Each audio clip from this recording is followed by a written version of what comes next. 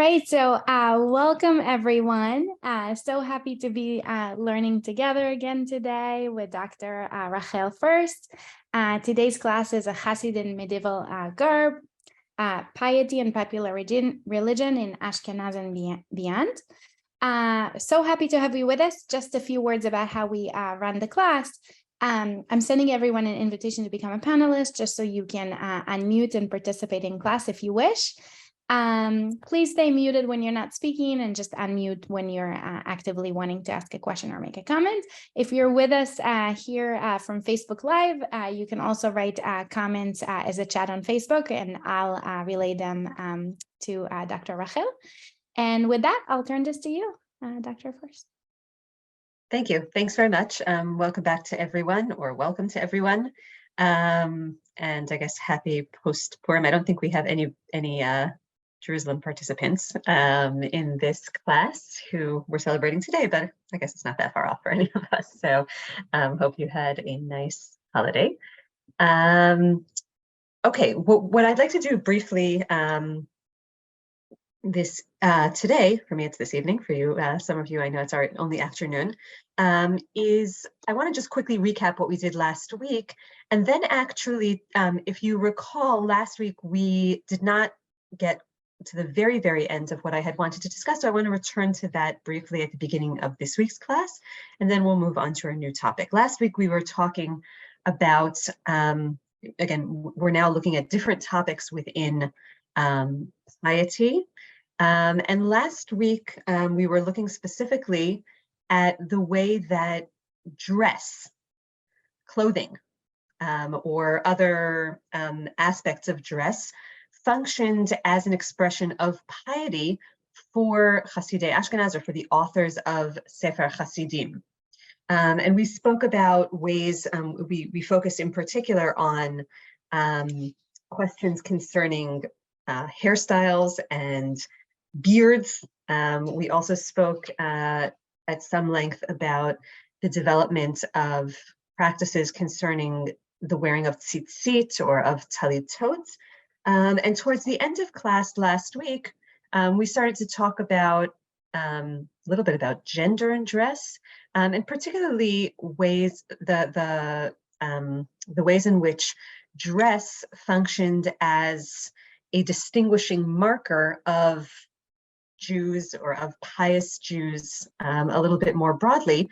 Different rulings or different exhortations for within Sefer Hasidim concerning the wearing of Christian dress, dress that kind of obscured the identity of the pious, or of Jews in general.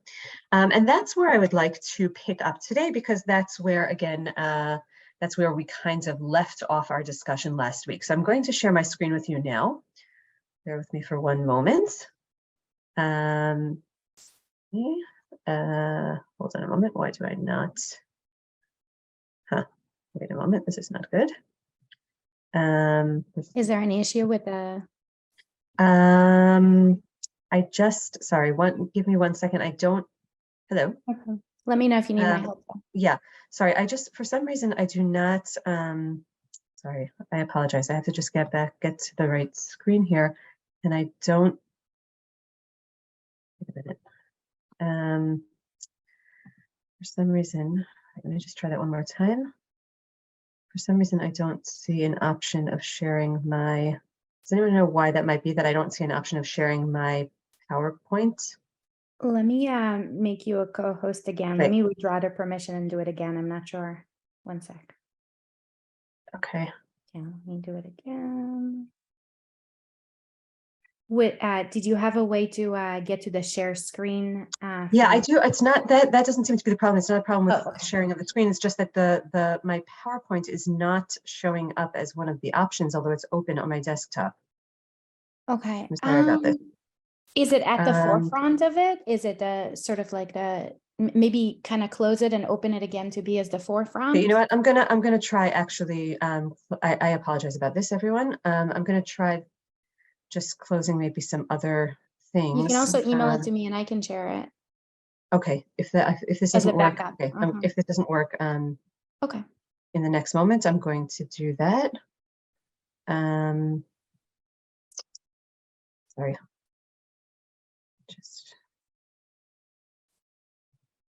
It happens with technology. We're all I apologize. This has not happened to me before, but there's always a first. Yeah. Okay, I think I resolved the problem. Okay, can everyone see that now? Perfect. Okay, yeah, we can see you.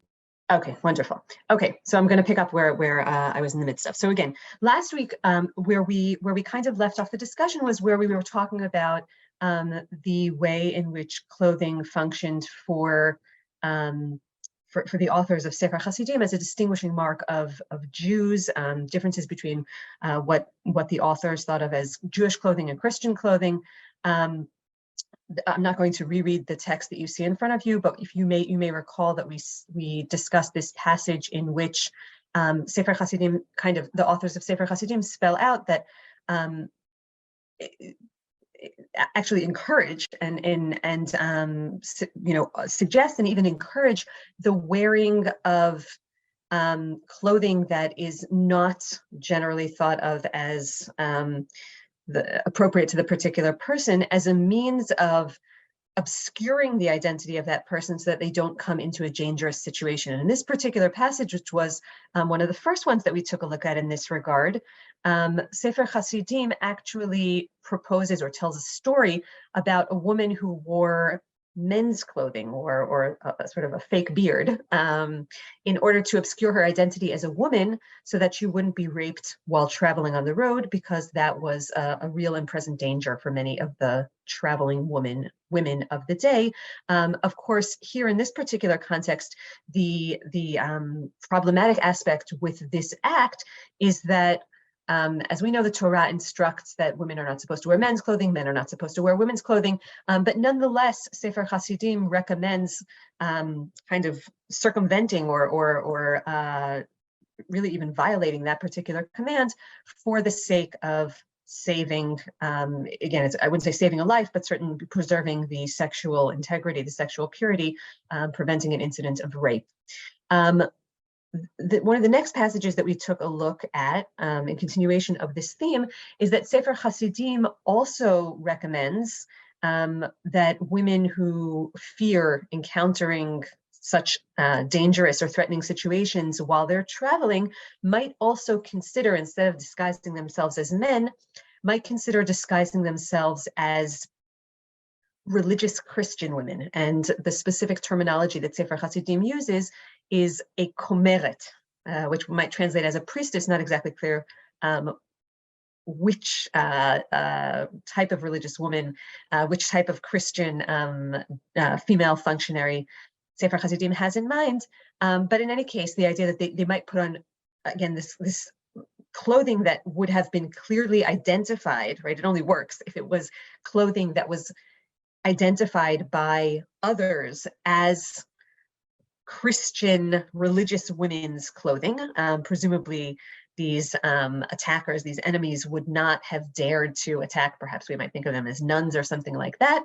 And that this might be a way of protecting the Jewish women who come into such a situation.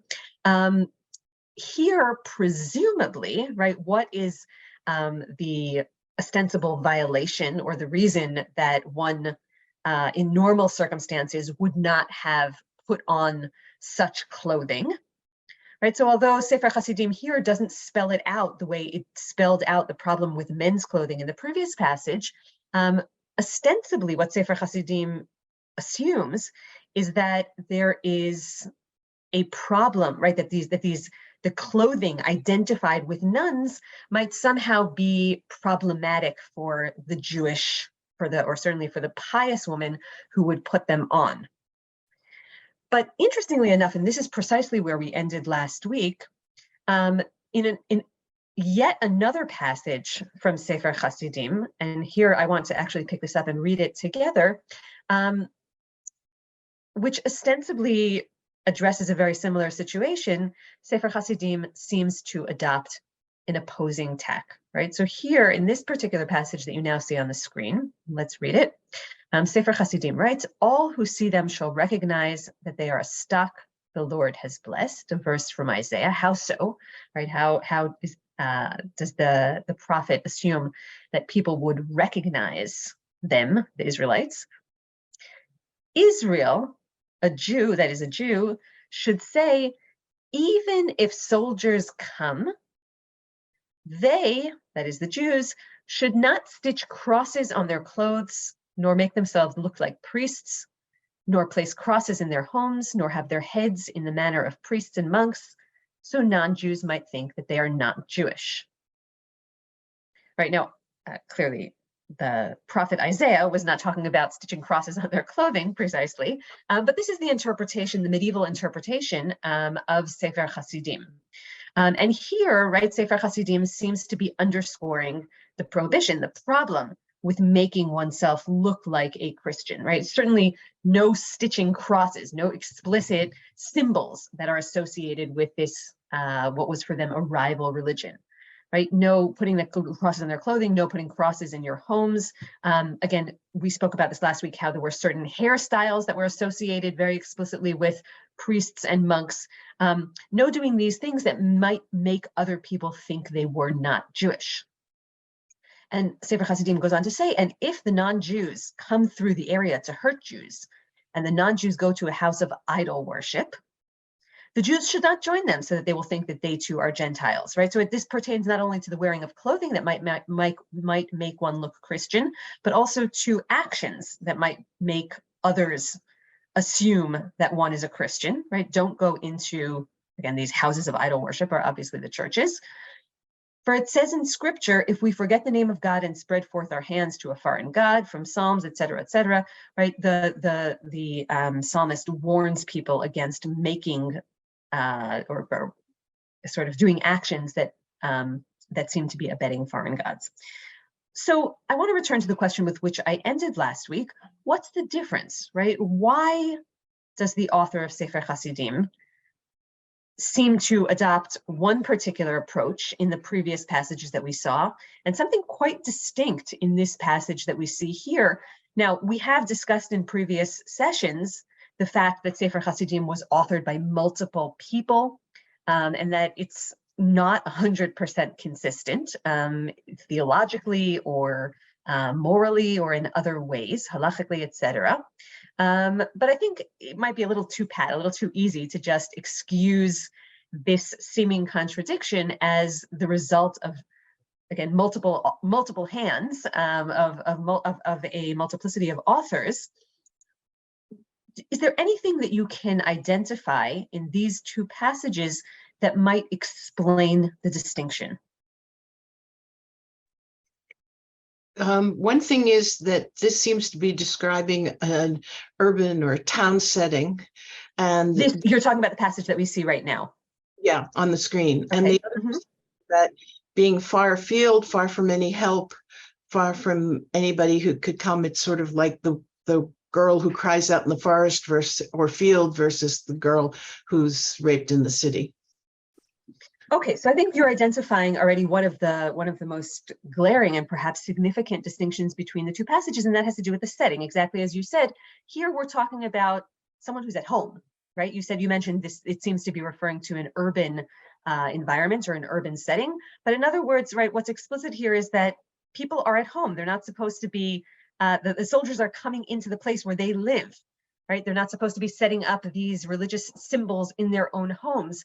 And that is seemingly the most obvious explanation for why Sefer Hasidim approaches this distinctive, takes this distinctive approach, right? What is okay when one is in danger on the road, as you said, far afield, far away, might not be okay, seems not to be okay for the authors of Sefer Hasidim, for someone who finds themselves in their own home, right? Even though Sefer Hasidim here clearly recognizes that one can be in serious mortal danger in one's own home.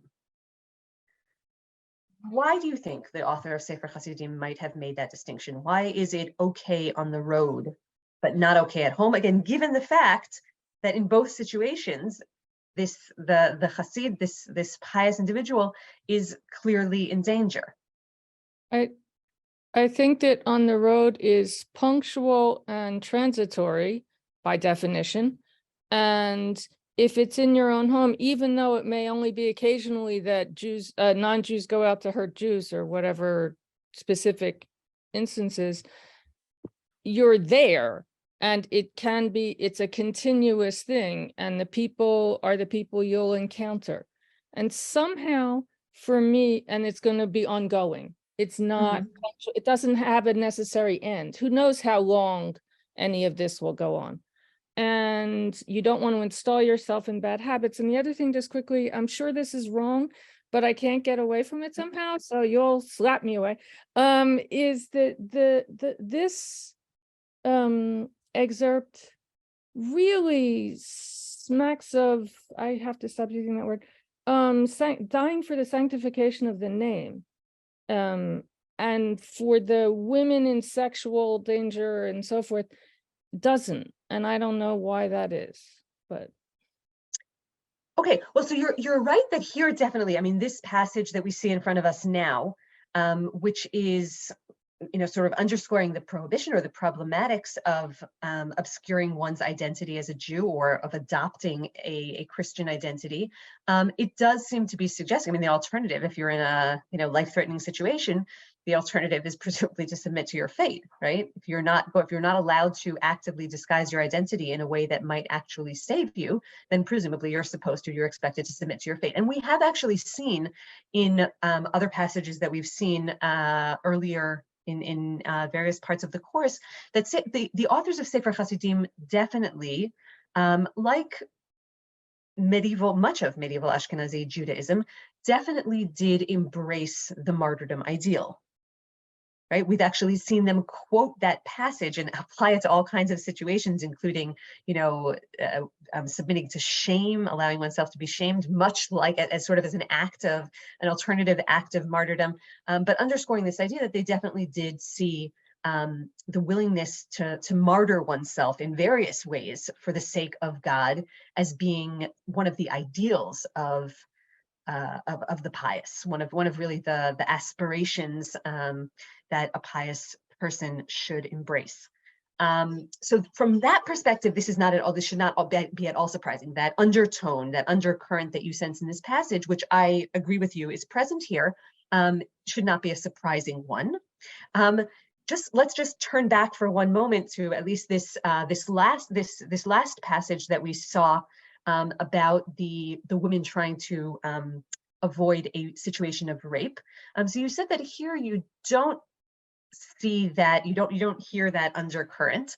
Well, I mean, I think part of it is simply that the author here is encouraging a different action, right? The author here is encouraging the woman, rather than to, I mean, if we see submission to rape as a form of martyrdom, rather than embracing her fate, the author here is encouraging her to protect herself, to arm herself, so to speak.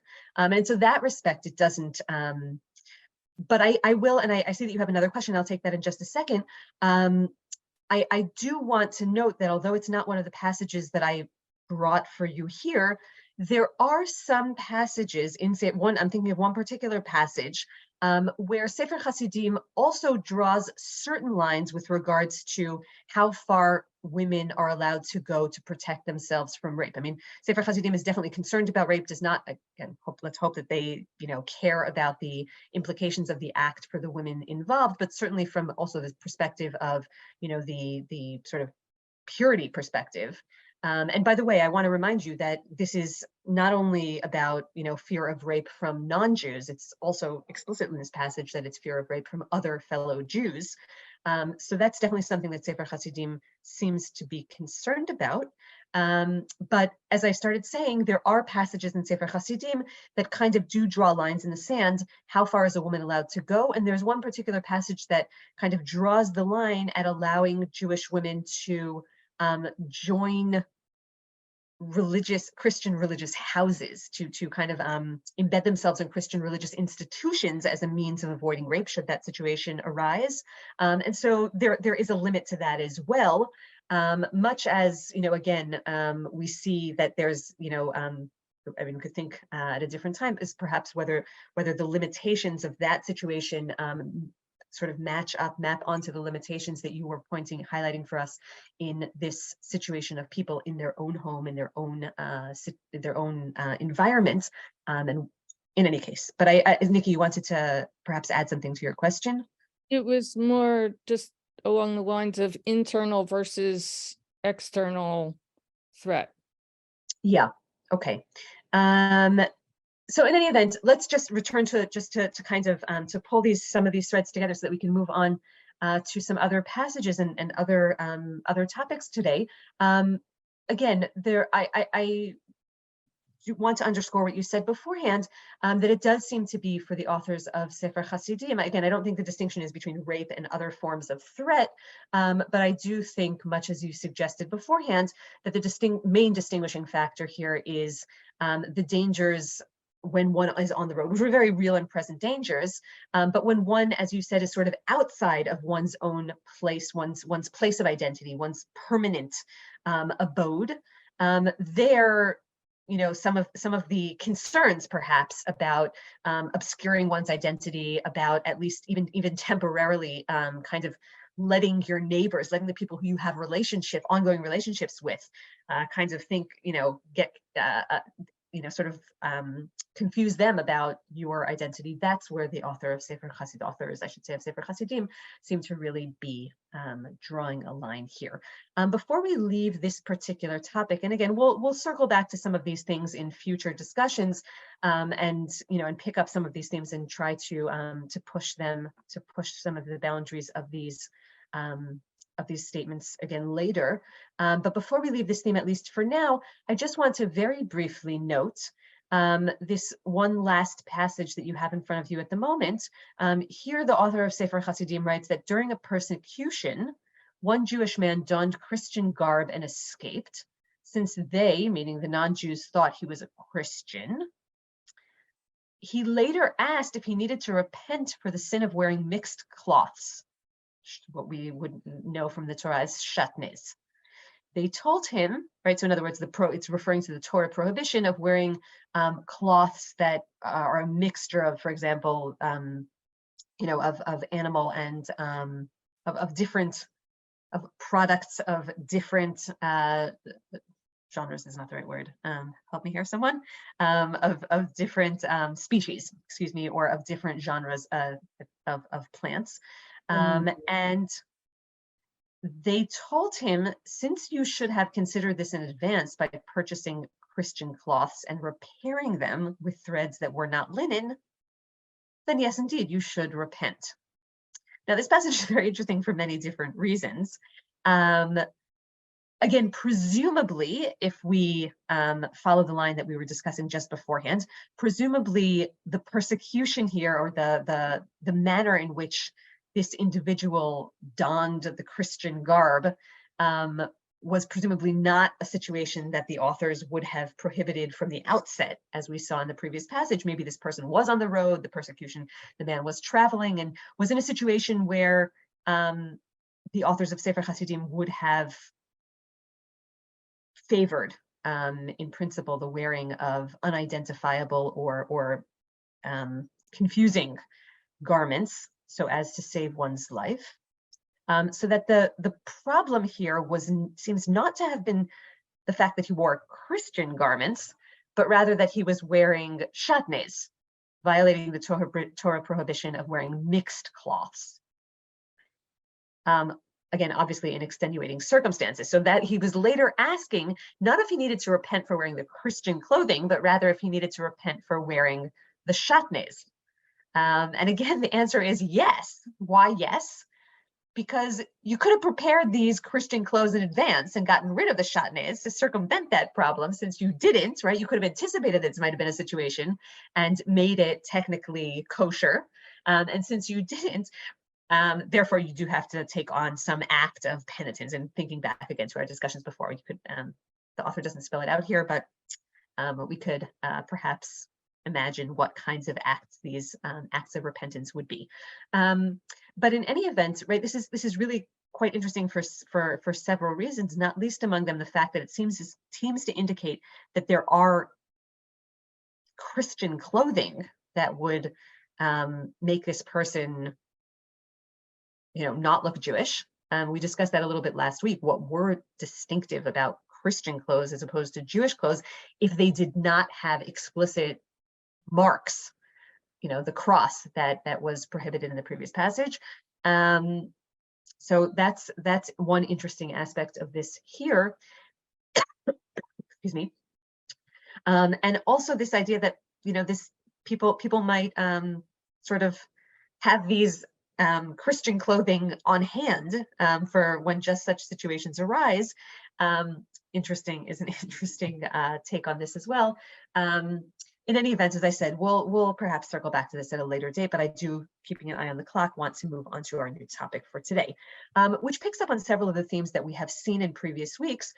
Today, our theme is going to be about, our new theme is going to be about sexuality and the body. And specifically, we're going to be looking at some passages that will allow us to question and to delve into this, the idea of how the authors of Sefer Hasidim, and again, the Hasidei Ashkenaz,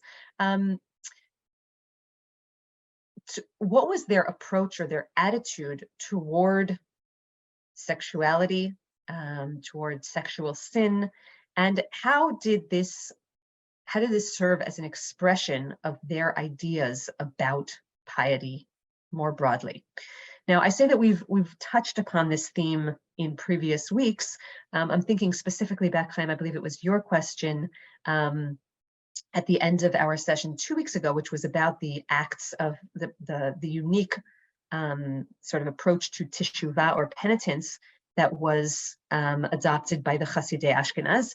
I think you were not here actually at the beginning, but perhaps you saw the recording of last week's session, where I wanted to point out that although several of the passages that I cited in our teshuvah session 2 weeks ago were indeed about acts of sexual sin, specifically sexual sins and forms of penitence that a Hasid was expected to undertake to repent for these sexual sins, that was by no means the only type of sin that the author of Sefer Hasidim imagined people committing.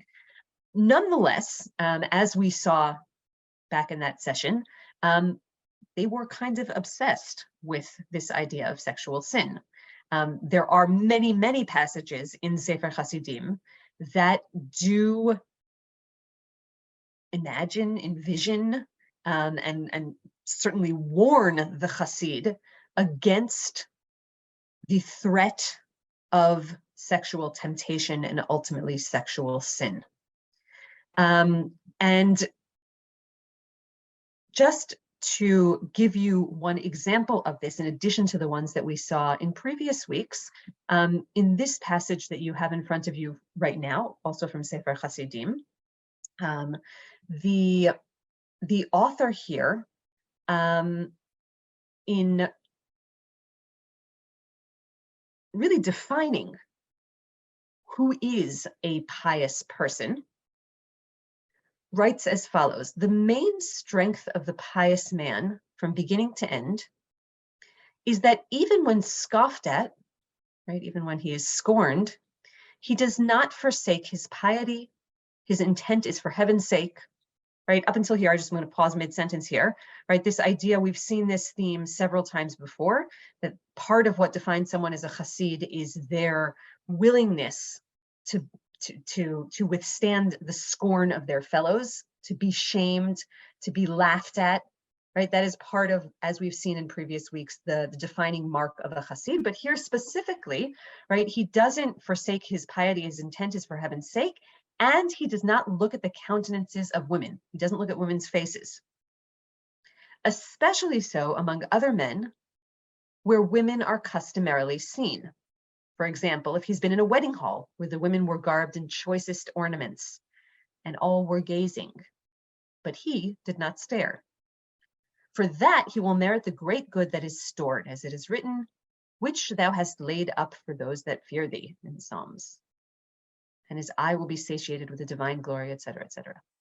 For this reason, the author goes on, it is best for someone when he meets a woman, whether single or married, whether Gentile or Jewish, whether she be of age or a minor, to abstain from looking at her, right? So the best thing to do is just don't look at women altogether. Thus do we find in Eov and Job, I have made a covenant with mine eye, it should be eyes, excuse me. How then should I look upon a maid? And thus it is written in the book of Ben Sirach, avert your eyes from a beautiful woman, lest you stumble and incur penalties for her. So too in Isaiah, and shuts his eyes from looking upon evil. That refers to him who gazes not upon women at the time when they stand by their wash, right? Someone who avoids looking at women even when they're engaged in a sort of mundane and very seemingly not sexually enticing act of doing laundry. When they wash their garments and lift their skirts so as not to soil them, oh, well, maybe it is sexually enticing, right? They reveal their legs, and we know that a woman's leg is sexually provocative, and so said the sage, nothing interposes better than desire than closing one's eyes, right? And again, this is just one of many, many passages in Sefer Hasidim. By the way, I want to point out here that this particular passage that we read is from the Bologna edition, and it's from the beginning of the Bologna edition, which some scholars have recently suggested is perhaps not the original Sefer Hasidim authored, again, by multiple authors, but probably Samuel, Judah, Hasid, and their disciples. It is possible that this was a different, later, maybe even French recension, or slightly different take. Some refer to it as Sefer Hasidut as opposed to Sefer Hasidim, but in any event, it's certainly in the reception history of Sefer Hasidim was taken to be very closely associated with Sefer Hasidim. That's just in parentheses. But in any case, on this score, it is very much in line with many other passages that we find in the primary recension of Sefer Hasidim, real, as I said beforehand, a sort of obsessive concern with avoiding sexual temptation to an extreme, right? Don't even look at women. Don't look at women doing the laundry. Don't look at women when you're at a wedding. Just don't look, because even a seemingly innocent look can very easily draw you to sin, right? Very easy, easy to get tempted. As several scholars have pointed out before me, in this passage and several of the other ones that we're about to see, of course, it's a little ironic that the author of Sefer Hasidim, who's trying so hard to encourage people to avoid these kinds of temptations just by describing all of these ways in which one might come to sin, is a little bit, inciting in and of itself. All of these, sort of very explicit descriptions of how one might come to sin are themselves a bit juicy.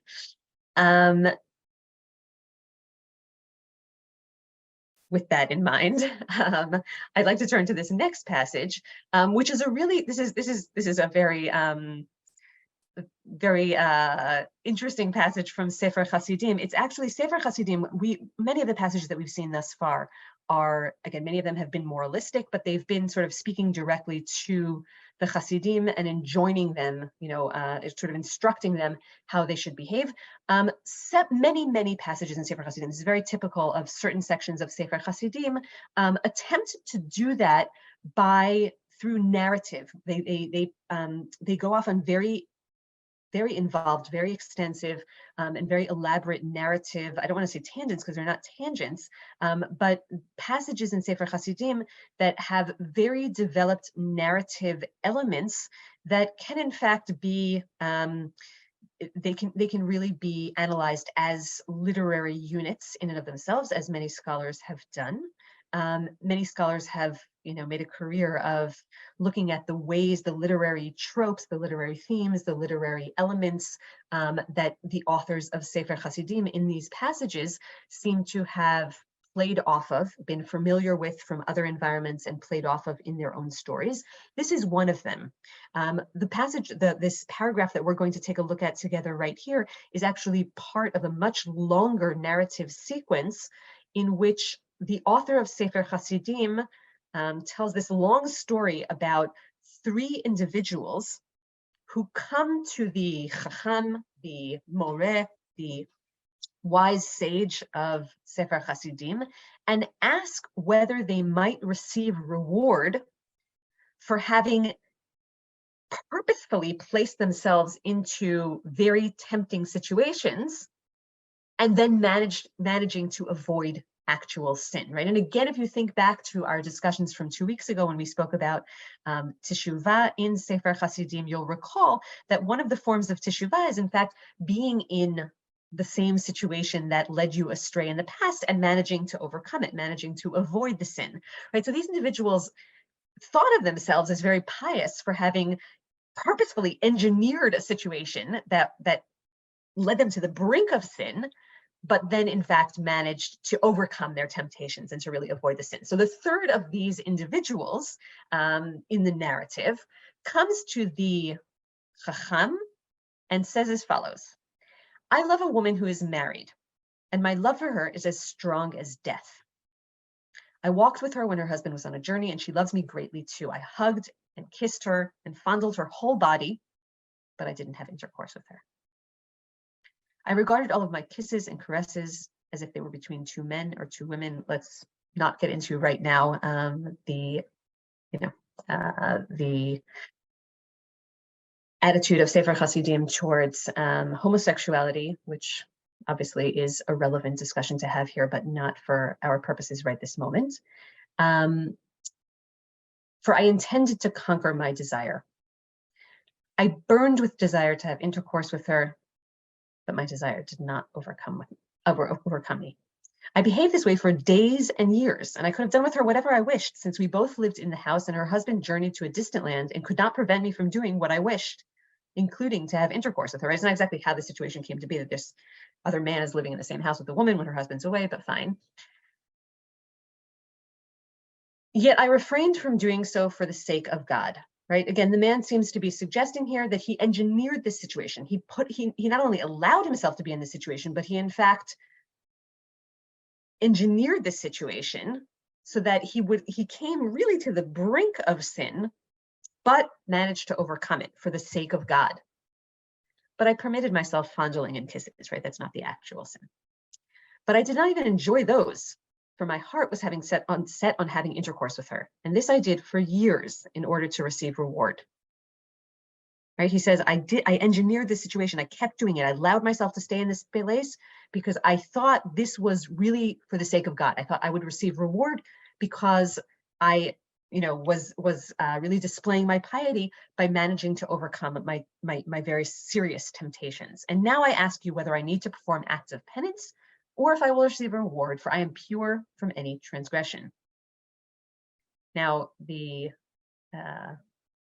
chacham in the story responds by saying, listen, the reward is up to God. I'm not going to get into the reward, but in fact, you do need to do acts of penitence for having, put yourself in the situation and for having come close to the transgression and for, in fact, having, kissed and fondled, et cetera, et cetera. So once again, it's, again, one can ask oneself, this story, perhaps even more than the other passages that we saw beforehand, is really, very explicit and also very, enticing in and of itself. Certainly can elicit all kinds of fantasies in the minds of its readers and perhaps its author as well. But I think it underscores the points that I have been trying to make in terms of the way in which really sexual transgression is this obsession with sexual transgression, or these fantasies about sexual transgression, are really very, very prominent in Sefer Hasidim. Now, again, this is the third in the narrative sequence that we have here. This is the third of three sinners. The first two were not engaged in sexual transgressions. They were also coming to the brink of transgression, and it had nothing to do with sexuality. But this is the third and kind of the pinnacle of the story, the pinnacle of this narrative sequence, so that even though it's not the only, sinful fantasy that the author has, it really does function as the ultimate one, which again makes the point as well. And the question is, first of all, why were the authors of Sefer Hasidim so caught up with this, so seemingly obsessed with these fears of sexual temptation, and what did they prescribe as a means of dealing with it, as an antidote, other than, of course, all of these, very extreme penances that we have seen. Any thoughts about why or what might have led them to be so caught up with this concern?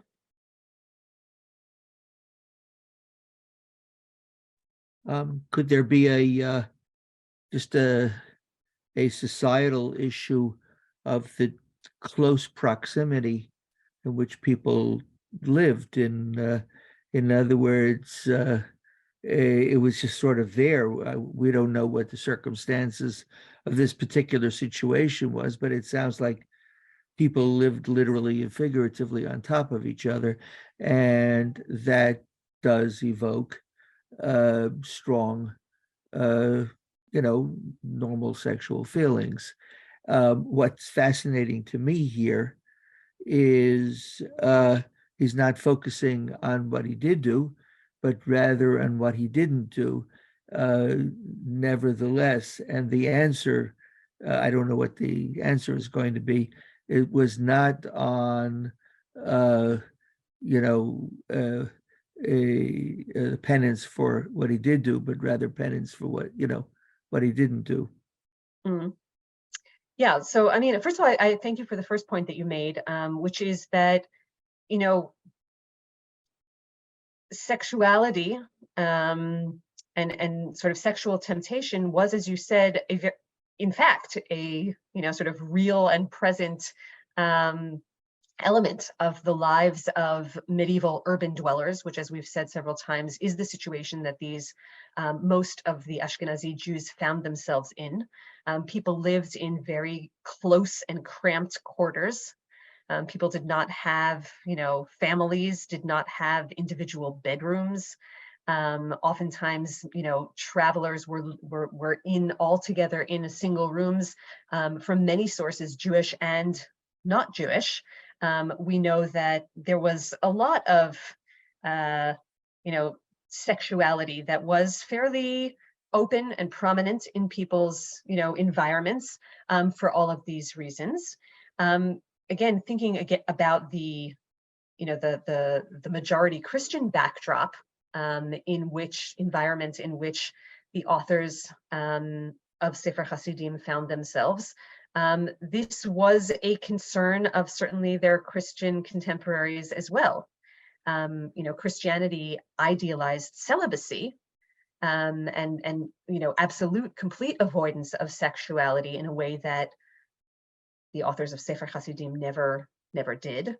But that concern with and fear of sexual temptation seems in both cases to have been, at least in part, a response to the actuality of their circumstances, the actuality of their lives, in which, again, people came into, were in these situations constantly, in ways that, perhaps in modern times, were certainly different because the living circumstances were different. I do think that the religious backdrop is part of it here. The ways in which Christianity dealt with the temptations and the fears of sexuality is certainly part of the picture worth considering, worth thinking about and keeping in mind when trying to understand the response of Hasidei Ashkenaz, because as we've seen in various other contexts, certainly the Hasidei Ashkenaz, their concept of piety and their prescriptions for how to achieve that piety, for how to achieve that closeness, that union with God, in various ways responded to what they saw in the majority religion of their environment, which is, of course, Christianity. And as I said just a moment ago, Christianity was certainly very caught up with the role of sexuality and the place of the place of sexual temptation as part of their religious landscape as well. I'm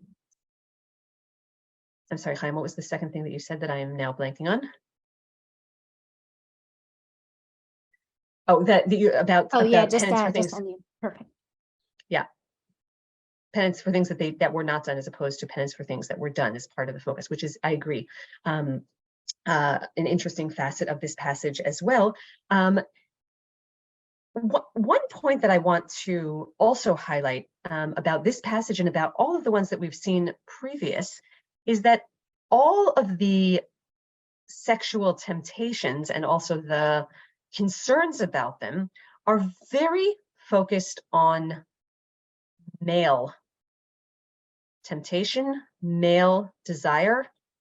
The pious person who is being addressed here is always a man, right? The temptation comes from women.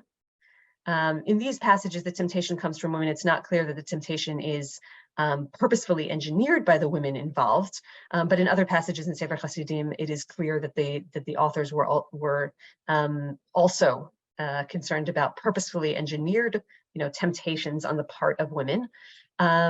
But it's all from the perspective, the one with the desire, the one who needs to overcome it, the pious person who's constantly in danger of these sexual temptations is always a man.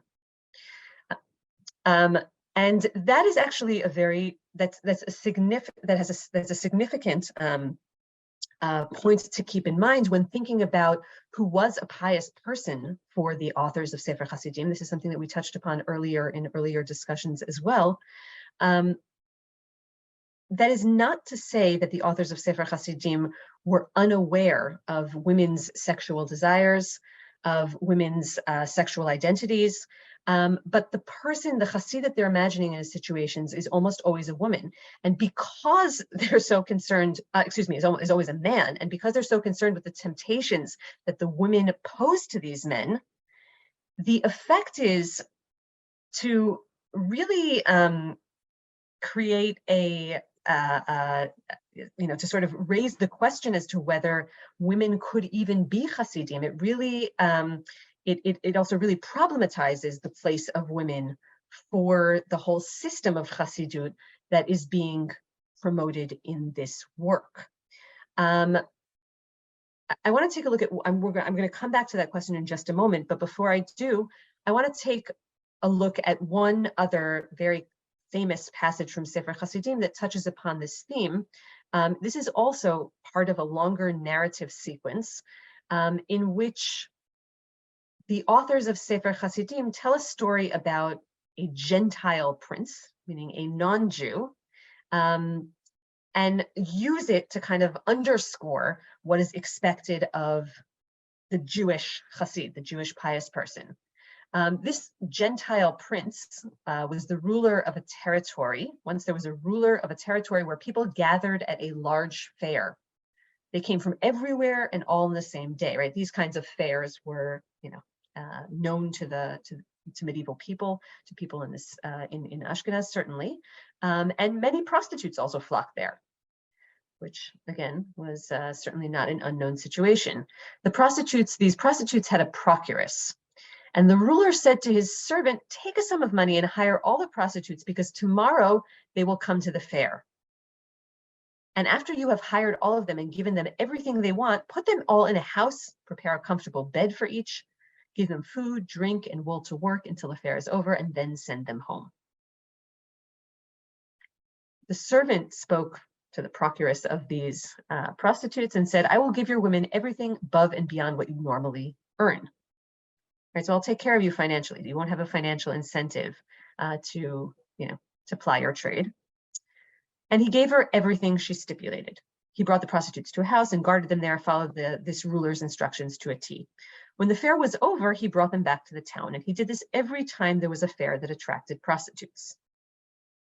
Right, and the story is being told again about this Gentile prince, right, who again was acting in a very praiseworthy way, according to the authors. So, and the authors underscore this by saying, how much more so should a Jew who must keep his distance from those who sin?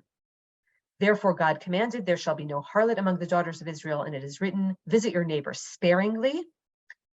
So consider if there are two friends in business together and one of them has a beautiful wife, better he should come to your house than you to his.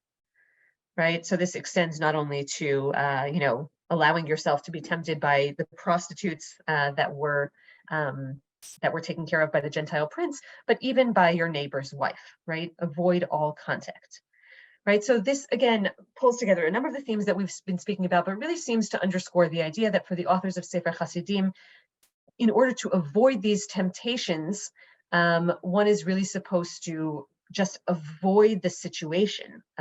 One is, and again, the authors of Sefer Hasidim here seem to be suggesting that one is responsible not only to avoid temptation on one's own, but also for other people to eliminate situations where possible that might lead others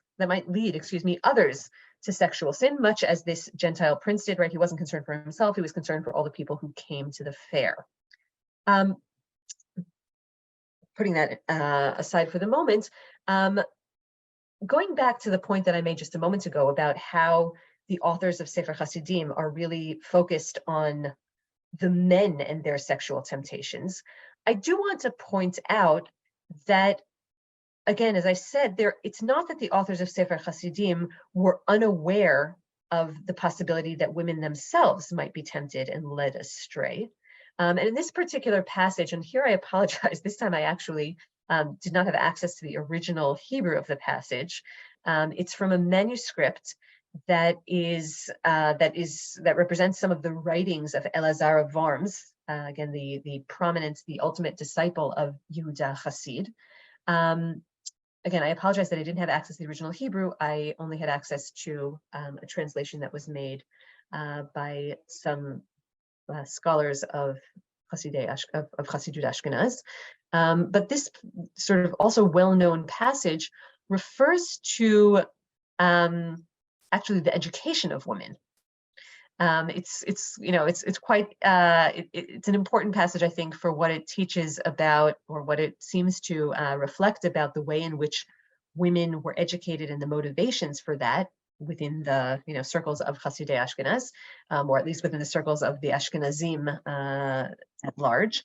Again, Elazar writes that if speaking to a father here, if a man's daughters do not know how to write, then they will be forced to request men to write their receipts for pledges when they lend money. This is reflecting a reality in Ashkenaz of the fact that women were very engaged in the business world, much of which had to do with commerce at an earlier stage and ultimately money lending.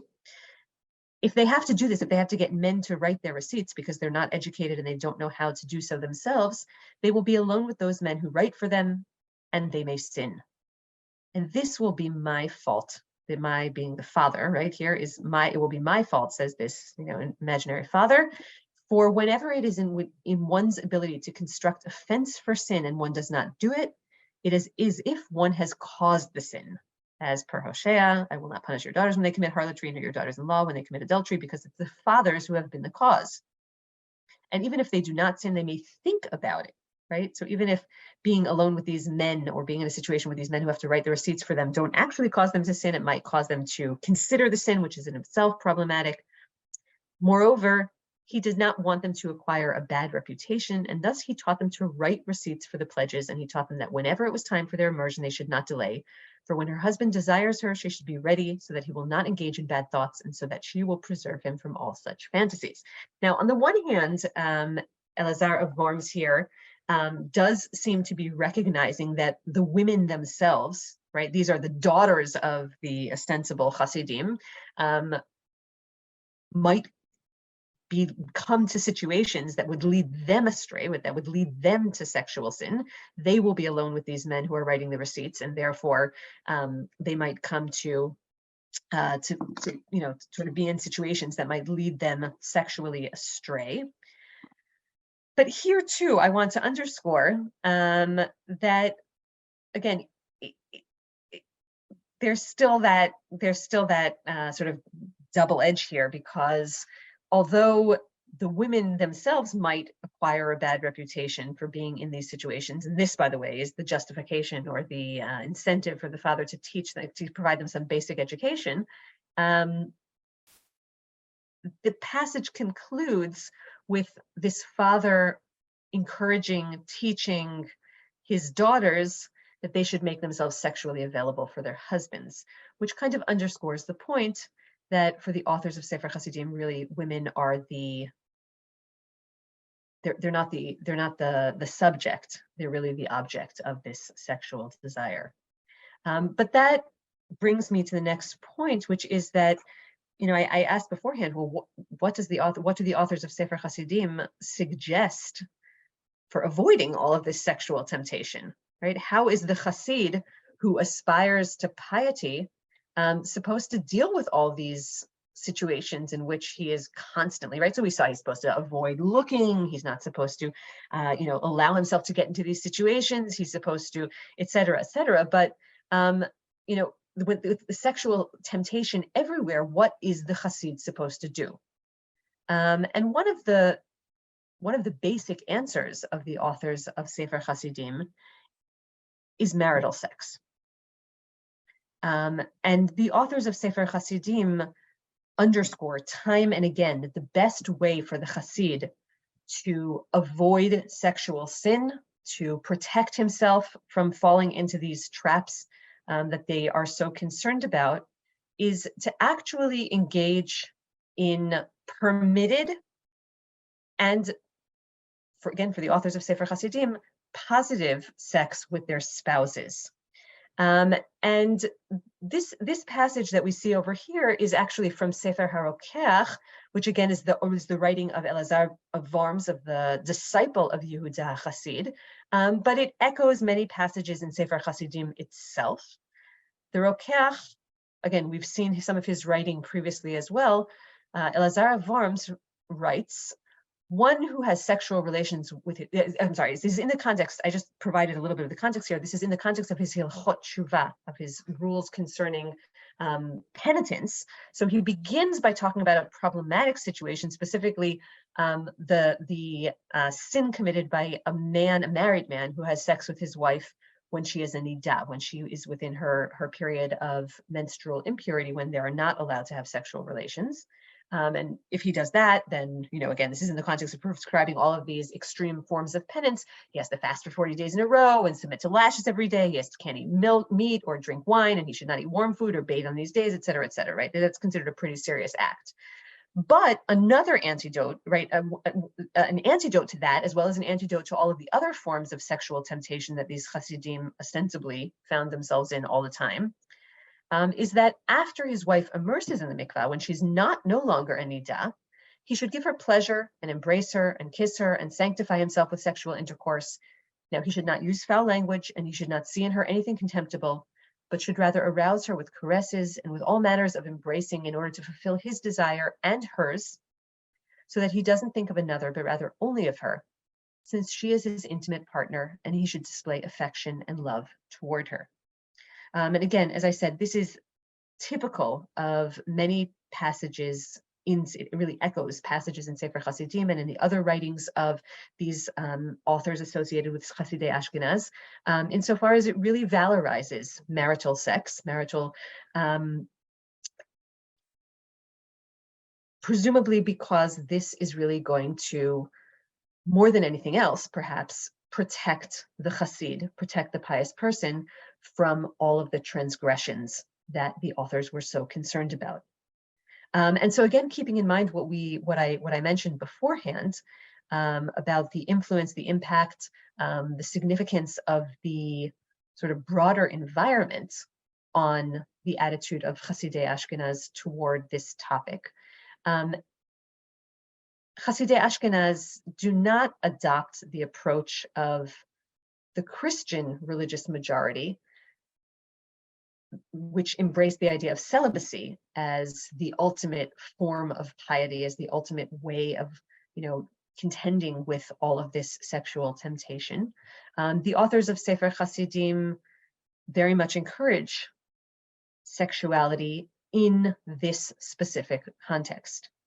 And here too, I think what's striking about about the writing in Sefer Hasidim, or in this particular instance in Sefer Hasidim, is the very explicit language that the authors adopt in describing just how open and embracing the Hasid, this ideal pious person should be in really using this situation, in really in embracing the situation. And the authors, again, both in the Rokach and in Sefer Hasidim, make it very clear that marital sexuality is seen as something positive, even when it has nothing to do with procreation, right? They're not promoting marital sex as specifically an instrument for procreation.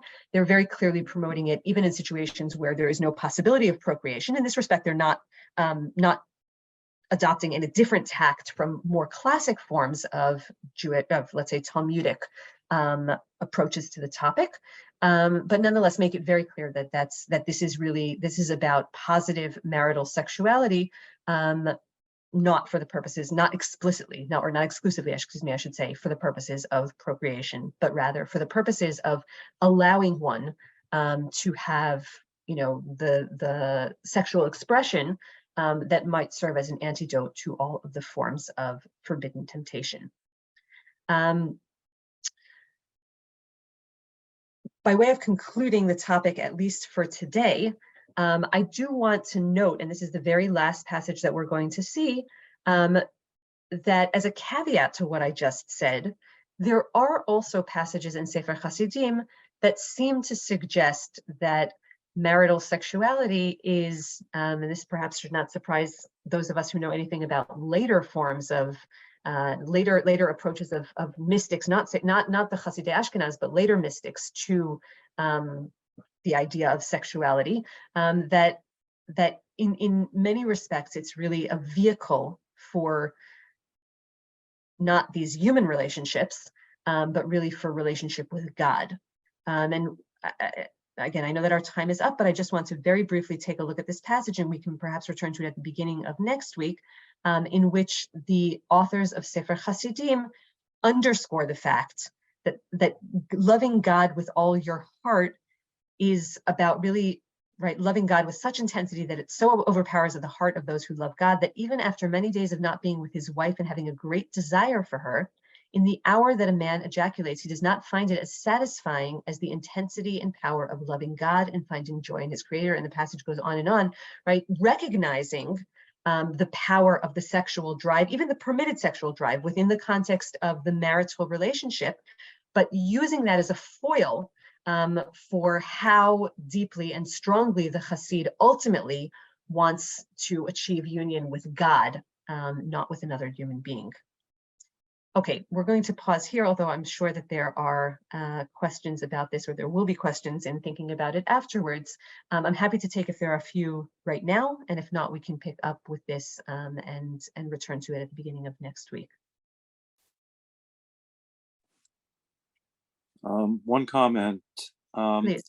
I see a lot of these writings and other writings like this in the view of like a proxy, that the Jewish people, Ashkenaz at that time, are constrained in so many ways, societally, and in terms of empowerment, and that somehow within like a spiritual context, this kind of approach is really a proxy for a number of things that the greater population has no control over themselves, and as a result, they're focusing in these ways in order to channel a lack of empowerment into these things where they have some spiritual, social, sexual control. So there's, I think there's a number of strata here, and I think that might be one of them. Okay, and what are you thinking of? Anything specific that they don't have control over, that they might be channeling here?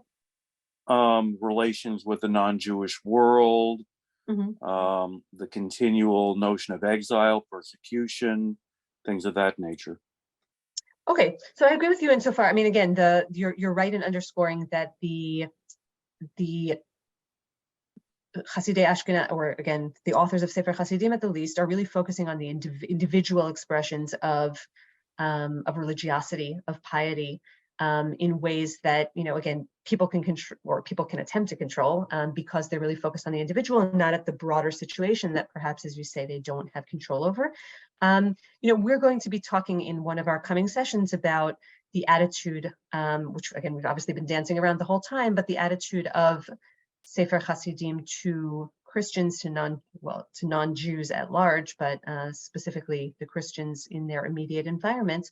And perhaps we can return to that then, your suggestion about that, and see if we can tease that out a bit more. Thank you. Okay. Any other questions or comments before we end for today? All right. Well, thank you so much, Rachel, and thank you to everyone who joined us today for learning again. Just a couple announcements before we leave today. On Sunday, March 19th at noon Eastern, we will be thrilled to have the annual Rappaport Family Memorial Lecture, which will be dealing with questions pertinent to Passover. Yes, it's a time of year already, so feel free to go on our website and make sure to keep yourself in the loop for that. And yeah, I hope to see you in other classes in this month, and hoping to see you next week as well. Lehitraot. Thank you, Rachel.